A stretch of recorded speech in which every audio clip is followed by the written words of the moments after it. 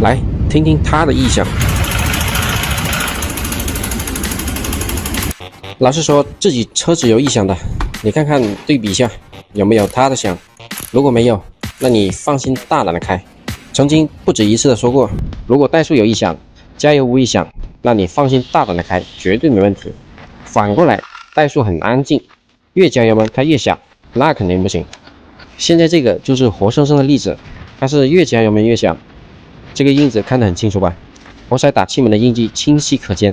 这几天也是经常有问我新出的赛600 RS 能不能买，看它的宣传海报，离合边盖跟老款完全不一样。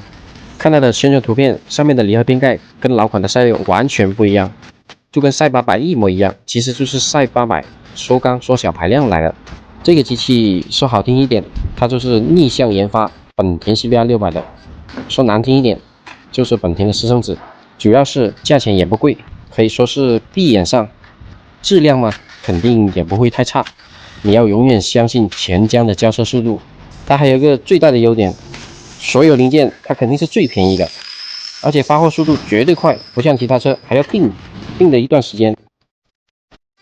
回到手中的机器，毫无疑问肯定是曲轴瓦坏了，烧得变蓝变紫，这种东西更换一根就行了。这两根烧蓝的连杆不行了，这边两根还是好的。活塞上面还有涂层，这边摩擦了一点，这边更大，越往这边它越大，这边直接没有。这两根活塞跟连杆都不行，这两个还能用。中缸上面还是很多细小的拉痕，拉进镜头才看得到，这个肯定要处理，不处理的话会有轻微的烧机油。车子还是挺新的，活塞环给它测一下间隙，应该是不需要更换，还在最大范围之内，不用换。